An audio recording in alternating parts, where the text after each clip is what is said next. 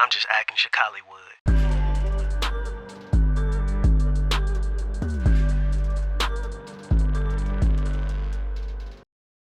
Yeah. How did you prepare for something like that? Like, I know when you read the script, what did you like? Was you like, whoa, okay? Like, did you watch a bunch of movies to kind of say, okay, let me kind of embody this particular type of persona? Like, I was looking at like Psycho. Like one movie that catch a lot of flack, but I used that to study also was I don't know, you ever seen Bait? Is that the one with Jamie Foxx? With Jamie Foxx.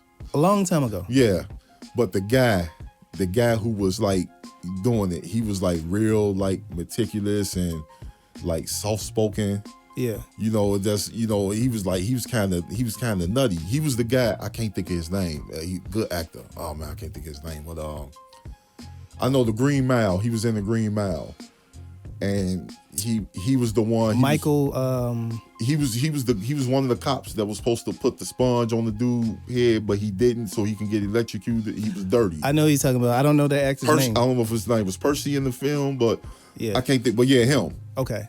Him. He was like just the way he played it and stuff. And then I watched the movie for inspiration, Joyride, with Paul Walker with the truck drivers. That was a good movie. Man, people sleep on that. That was a really good movie. People sleep on Joyride. Yeah, because the guy's voice was really intimidating right. too. And you've never really seen him up until like really bits and pieces, but it was just his voice throughout on the CB radio and stuff. So it kind of reminded me of Phone Booth a little bit. Yeah, you didn't see him for a while. Right, Kiefer Sutherland, man, was but yeah, that's but that was like my inspiration for it. So and I can tell just based off of that, like the type of movies you're into. Like you're into the psychological I thrillers. I love the thrillers, man. Yeah. I love the psychological, like horror thrillers, all that stuff. I like stuff that is like, I like if you can take a different approach to it. Yeah. You know, one of my favorite movies is Hard Candy.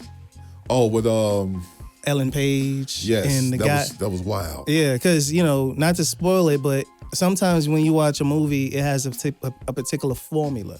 Yeah.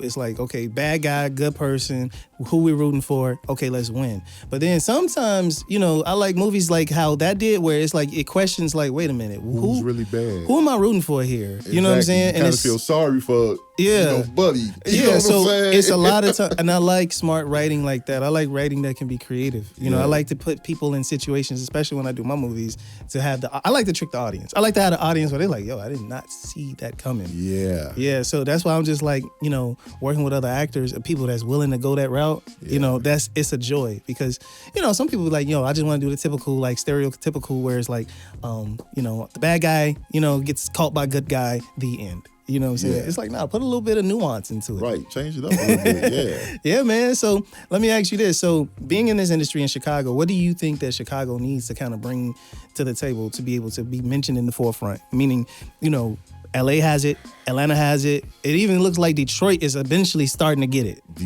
Detroit got it.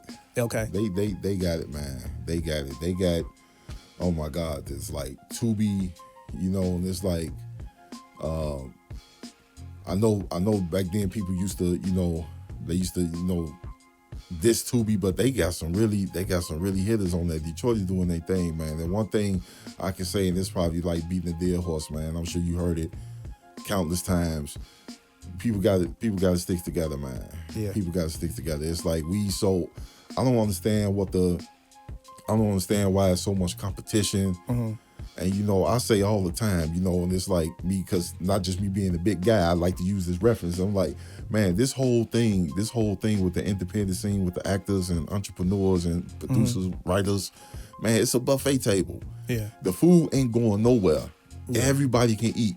Everybody can eat, man. It's just, I don't understand that. People, they don't want to come together, or there's certain cliques. Yeah. They don't want to step outside the clique or something, or maybe it's something that, I don't know if it's something that somebody heard, because one thing that I can tell you with learning, with just being in this industry and trying to do my thing, is that it is actual stuff that travels faster than the speed of light. Okay. In the independent scene. Yeah. And that's word of mouth. Yeah. Because, once your name get out there, you get discredited and stuff, and then that travels like that. Yeah. And it's like, it's hard, man. It is hard. It's hard, man. But it's like, I try, and I don't know if I'm, if I was ever labeled, into that category and not working with people, because I work with anybody. I know I worked with a lot of people, and it's just like now just me actually trying to get back into it now, because I had to step away from my job, and then I lost my daughter, and it was just crazy, but right now I'm really starting to like get back into it, man. Yeah. And big ups to Felice too. Felice Tamara J, because she gotta get on the show soon. Yeah, most definitely. That's my girl, man. I've been rocking with her, and I started with her with I'm Coming For You, and that was like a long process, long project. I think Sherelle was in there. Sherelle was in there too. Sherelle Shout out to Sherelle, most definitely.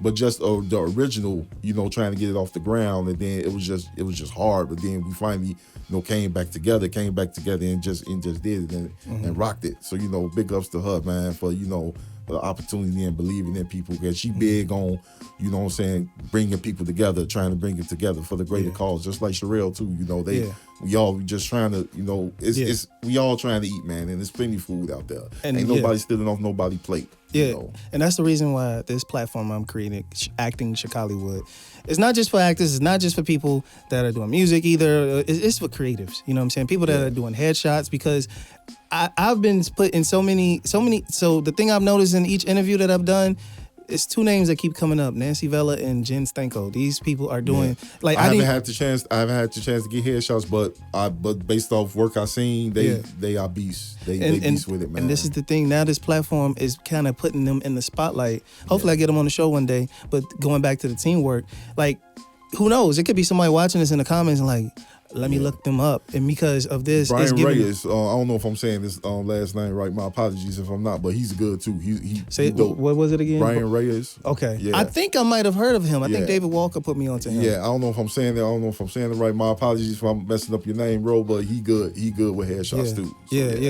So So what is your headshot situation? How you feel like I got to get more, better, or like what's your situation? Because everybody say that headshots are very important. They are, and I just I just took some last year. Okay. But I want to get some more because now I got my hair grew out and stuff, so I want to get some more in. Yeah. But it's definitely important to so people can see like different shots and what you wear. Yeah. What you wear to bring out your picture. Yeah. So it's definitely important because you want people to see you and look at you, and get ideas of what you can play and stuff like that. Like, oh, okay, I'm looking at this. Oh yeah, this is Blaze. Yeah. I see you as a lawyer or a contractor or what I'm saying. Just it gives people the window into figuring out how we can work with you. Absolutely. Yeah, nice, man. So you mentioned skits. So you did some skits. How important is social media for actors to really get into that? Because, some people feel like, they want to keep doing it the old school way where, they are on social media, but they just kind of like, I'm going to just post here and there. Do you feel that it's important to be on social media, being a part of like, doing some skits here and there, to kind of get your name out there? I think it's important.